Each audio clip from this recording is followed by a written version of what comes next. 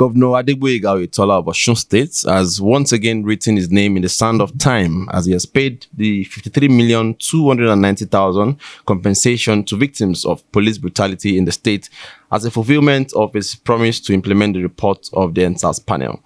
Osun became the third state in Nigeria to compensate victims after Lagos and Delta State, all thanks to the humanity in the person of Governor Oyetola, despite the fact that the state's finance is just recovering and the fact that it is the duty of the federal government to pay since the police is an agency of the federal government. If the federal government is reimbursing you for the money you are going to disburse out today, I seriously doubt it. Those who caused the trouble that led to repayment of this money, they are the police, an agency that belongs to the federal government. In addition to pay compensation, which ordinarily is not the responsibility of the state, since the police is not directly under our control, it's a further testament to the commitment of administration to peace and the rule of law. Youth in Nigeria in October 2020 protested against police brutality in a nationwide protest that was tagged NSAS and led to the disbandment of Special Anti-Robbery Squad, SAS, a unit within the Nigerian police popularly known to be brutal and have been severally accused for extrajudicial killings. As part of the resolution to put an end to the protest, the Oyetola-led administration of Osun State in October 2020 inaugurated the Osun Judicial Panel of Inquiry, which was led by Justice Akin-Oladimeji, a retired judge at the State High Court. The panel began work in earnest, and in August 2021, the panel submitted the report of its sitting to the state government, recommending a compensation of 53,290,000 to victims who brought petitions without court judgment, and also recommending a compensation of 63,350,000 naira to victims who brought petitions but had already gotten judgments from court, making it a total of 118,640,000 naira. While receiving the reports, Oyetola noted that as a people, Osun have rejected a culture that reduces citizens to victims of injustice and democracy they fought hard to enthrone in their fatherland. He also said that the state government is determined to work together with the family of the victims and take the weakest of the weak by the hand as the state walks the lane of sustainable freedom, progress, peace, and development, adding that Osun had instituted structures to ensure justice for all at all times. After 9 months of waiting, Oyetola-led administration of Osun State had on Thursday, 12 May 2022, paid victims of police brutality, starting with victims who are yet to get court judgment and promising to lobby the federal government to get compensations for victims who had gotten court judgment. As we perform the financial component of the recommendation of the panel, we have, in adherence to the directives to the state since submitted the report of the panel to the federal government. Today's event, as you recall, is a follow-up to and indeed an implementation of the report of the Judicial Panel of Inquiry against police brutality, human rights violation, and related extrajudicial killings, headed by the retired judge of the High Court, Honorable Justice Akin-Oladimeji, to look into cases of assaults, illegal arrests, killings, brutality, and other forms of right abuse by the officers and men of the disbanded Special Anti-Robbery Squad, SAS, of the Nigerian police. Chairman of the panel, Justice Akin-Oladimeji, noted that he was shocked when he received the notification that the state government is ready to pay the victims. He added that despite the meager amount that Osun gets as internally generated revenue, an allocation from the federal government, Governor Oyetola should be commended for being a kind-hearted and a considerate person. The government. Lagos State is the richest state in the country. They can afford to. In fact, they started paying before they ended their. Yes, they have the ocean beside them. There is an ocean of money. So they take from it anyhow. And here, the Osun State is at the lowest ebb of what comes in.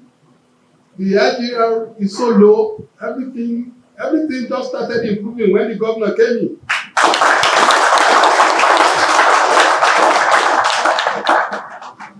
Delta State is an oil-producing state. They can afford to dip their hands into money and spend anyhow. And it will surprise anyone that I was even discussing with my SN here And some of these states, they are called oil producing states, are still even owing their workers.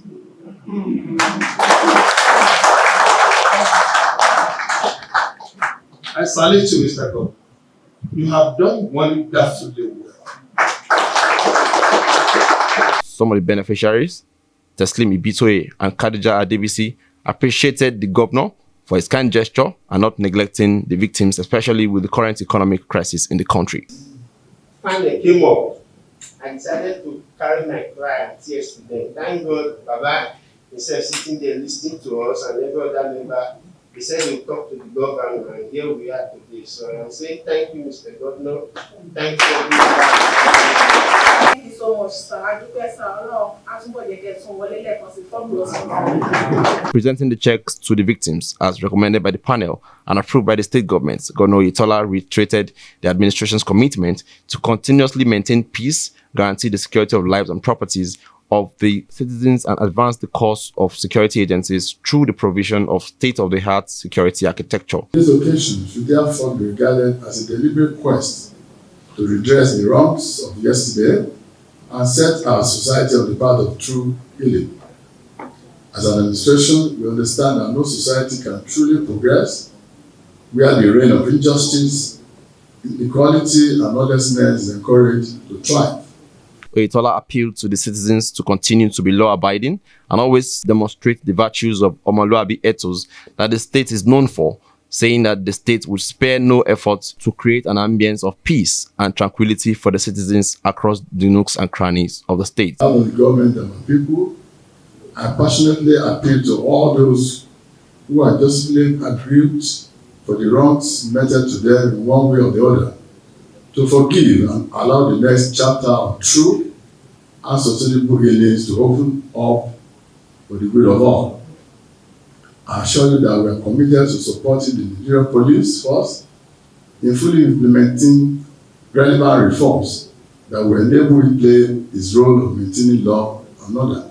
Several human rights activists and public affairs analysts also appreciated Governor Oyetola for the kind gesture and appealed to both the federal and the state government to implement other parts of the report submitted. As members of the judicial panel, this is actually the success of our work.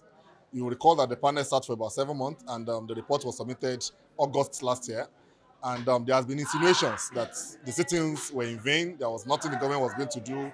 The report was going to gather dust and what have you. So for us, it gives us a lot of joy that after a job well done and after opinions that have been so negative, that the governor has kept faith with his word. He has kept faith with his promise, which he made last year, August, that the recommendation of the panel will be put into white paper and executed. So to us today, we are so happy that our work is seeing the light of the day. Thank God that today we are witnessing the historical phase of payments of compensation to those who are victims of police brutality, much of what we recommended in our panel.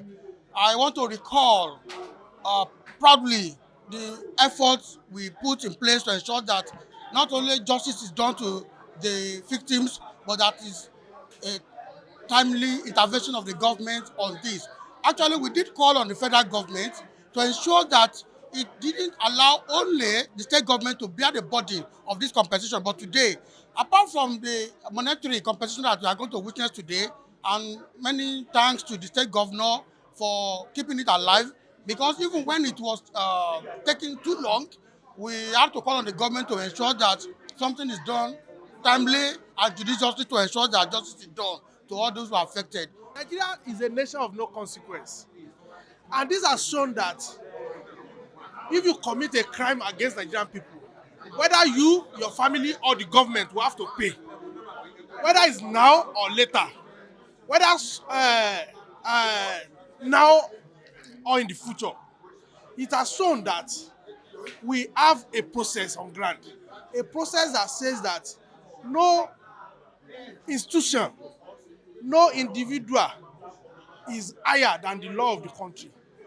And that is the reason why we are telling our people, we can no longer keep silence in the face of police extortion. We must never keep silence in the face of police brutality.